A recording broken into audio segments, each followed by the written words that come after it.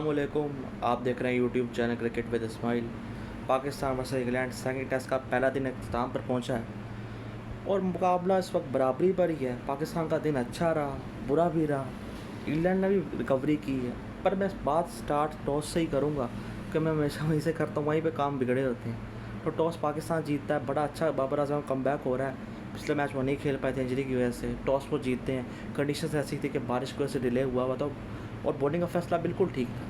मगर जब वो प्लेइंग 11 आती है ना, उसको देख के बड़ा दुख होता है। इमाम उल हक साहब फिर खेल रहे हैं, रिजवान साहब फिर खेल रहे हैं, आगा जी की जगह बाबर आजम खेल रहे हैं। सिर्फ एक चेंज किया, आगा को बाहर करना बिल्कुल ठीक है, पर बाकी इमाम रिजवान को भी बाहर करना बनता था, खुरम शहजाद को भी करना बनता था।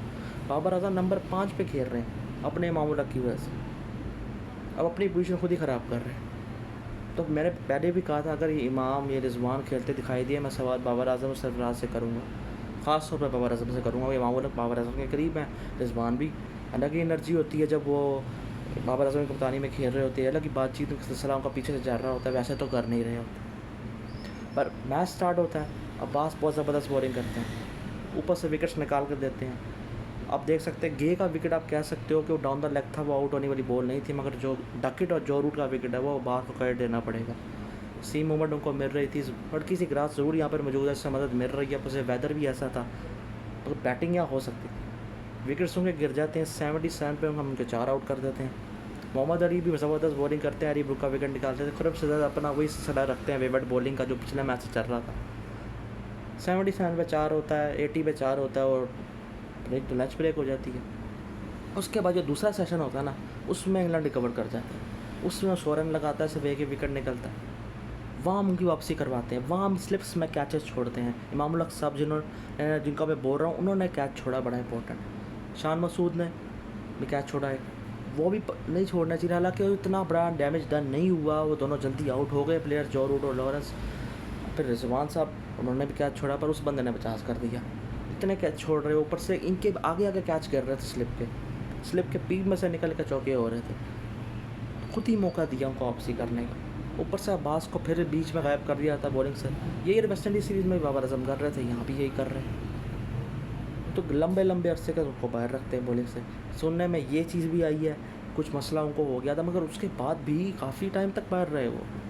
और उसके बड़ी एक और चीज़ है कि इमाम उल हक जो कैच ड्रॉप कर रहे थे, वो भी कोई इंजरी का शिकार हो गया, पता नहीं स्लिप में खड़े हो गई, इनको कौन सी इंजरी हो गई है। अगर आज बैटिंग हमारी आ जाती तो ओपनिंग करने ना आ पाते, क्योंकि काफ़ी देर से बाहर थे। तो हमारा सिलसिला ये होता है कि 77 4 से 80 पे 4 से 180 पे 5 पे हम पहुँचा देते हैं उनको। वहाँ लग रहा था 300 वहाँ की तरफ वो जाएंगे, पर अगले सेशन में हम फिर विकेट्स लेते हैं, पर वो रन्स भी तेज़ बनाते हैं। पूरे दिन में उन्होंने रन्स बनाया, वो रुके नहीं हैं, 4-5 के रन रेट से वो बैटिंग करते रहे, तो विकेट्स गिर भी रही थी तो उनका नुकसान नहीं हो रहा था।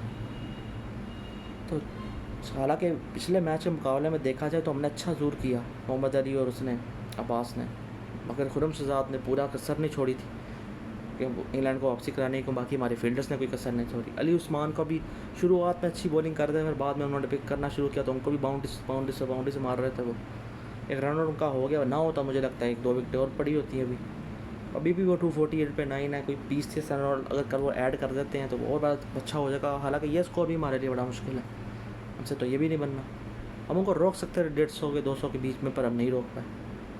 हमेशा अगर ऊपर से विकेट्स ले लें तो वापसी कराने का मौका हम देते हैं, ये हमारा दस्तूर रहा हमेशा से। ये ठीक है कि पिछले मैच के मुकाबले में अच्छी बेहतर परफॉर्मेंस देखने को ज़रूर मिली है, बट फील्डर्स सपोर्ट करते, स्लिप फील्डर्स खास तौर पर, तो और अच्छा होता है। हो सकता था इस हमें तक 200 के अंडर उनका अलॉट कर दिया होता हमने, अगर हमने सही फील्डिंग की होती और खुरम शहजाद ने भी टाइट बॉलिंग की होती। खुरम शहजाद का इंजरी तो नहीं है, उनको इंजरी के साथ तो नहीं खेल रहे, क्योंकि 2 मैच हो गए इतना बेवट। ठीक है, उनके पास पेस उनकी डाउन गई थी इंजरी के बाद, तो पर इतना वो बिल्कुल लाइन लेंथ भूल चुके हैं।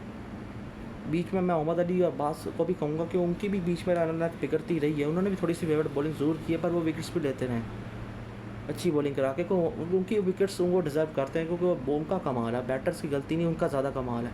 उन्होंने मजबूर किया उनको गलती करने में, बैटर्स ने तेज़ खेलने के चक्कर में थोड़ी आउट हुआ उनका, तो ये एक बड़ी चीज़ है। बाकी अब कल पाकिस्तान क्या करेगा मुझे समझ नहीं आ रही कि हम बैटिंग, हम क्योंकि अगर हमारा उनका बुरा हाल हुआ है उनकी बैटिंग का, तो हमारा भी उनसे डबल बुरा हो सकता है। और हम तो 7वें नंबर पर बैटिंग खिलाते हैं, फिर भी फ़र्क तो पड़ता नहीं है। ना ऊपर के 6 बैटर कुछ कर पाते ना 7वां कर पाता। इससे अच्छा नहीं था आमिर जमाल को खिलाते। अब माहौल को इंजरी है तो पता नहीं बैटिंग करने उन्होंने आना या नहीं आना, तो खिलाफ फ़ायदा। अजीबों के सिलसिले हमारे क्रिकेट के चल रहे हैं। मैं क्या बोल सकता हूँ, अच्छा दिन होने के बाद भी डाउट्स हैं। उस 4 आउट हो गए थे तब भी डाउट्स थे, ये दिन एंड होने के बाद आके पोजीशन अच्छी है हमारी फिर भी डाउट्स हैं। कल कोई जो हमारा भी जनाजा डाउट्स है हमारी बैटिंग का। वेदर राव करता आज हमारी बैटिंग आती, हमारी भी 2-3 विकेट्स कर सकती थी, चांस पूरा था। तो अच्छा हुआ कि ना बैड लाइट हो गई तो मैच स्टम्प से हो गए। मगर कल पता नहीं हमने अब क्या करना है। कल बेहतर यही है कि जल्दी से विकेट निकालें, कुछ अच्छे रन ऊपर पुट डाउन करें, कोई 50, 60, 70 रन की लीड लें, फिर ही कोई चांस हमारा बन सकता है। वरना तो अगर हमने उन्होंने तो 260, 70 कर लिया, अगर इतना ही 250 कर लिया और हम 200 के नीचे निपट गए तो फिर तो क्या ही फ़ायदा है। एडवांटेज का जो हम लूज़ अप करते हैं हमारे को, अगर कोई ऊपर से बॉलर सेटअप करके देता है, ऊपर से टॉप ऑर्डर को उड़ा देता है, उसके बाद खुद ही हम काम ख़राब कर देते हैं। फील्डिंग्स का फिर कम से कम कुछ तो जिम्मेदारी उठाएं। एक कैच छूटता, 2 छूटता, ये तो इतने सारे निकल रहे हैं कि सिर्फ के बीच में से एक दूसरे को देख रहे होते हैं। एक सलमान या अगर ने अच्छा कैच पकड़ा कॉस का, वो ना पकड़ा होता मुझे लगता है इस वक्त 300 हुआ होता। उसके अलावा तो कुछ भी नहीं था फील्डिंग के अंदर में बोलने के, उस कैच के अलावा। रिजवान साहब की विकेट कीपर होकर कैच छोड़ना है, उनका तो करियर पता नहीं किस डायरेक्शन में चला गया, एंड की तरफ ही जा रहा है। उम्मीद अब बैटिंग से लगानी ही पड़ेगी इस बार, लगाने का दिल तो करता नहीं, फिर भी लगानी पड़ेगी। देखते हैं कल फिर क्या करते हैं, कुछ अच्छा करते हैं क्योंकि ये टेस्ट मैच नहीं जीते तो ख़त्म ही है। और अगर इनिंग्स से ना भी ना हारे ना, फिर भी हार तो हार ही है, हार है। पॉइंट्स तो हमें मिलेंगे, इस लड़ा तो फिर भी होनी है। पहले मैच में कम हुई है तो इसमें भी थोड़ी कम भी हो भी जाएगी, तो क्या हम कर लेंगे। जीतना ज़रूरी है, सिर्फ पैचेस में अच्छा करना ज़रूरी नहीं है, लॉन्ग वे में अच्छा करना ज़रूरी है। सिर्फ कुछ पैचेस में अच्छा करना, बाकी पूरे एक सेशन में पूरी टीम की वापसी करवा देना, ये सही नहीं है। दूसरा सेशन बहुत बुरा किया हमने। तो देखो भाई कल हम क्या करते हैं। इसी के साथ वीडियो को लाइक, चलो करें सब्सक्राइब। अल्लाह हाफ़िज़।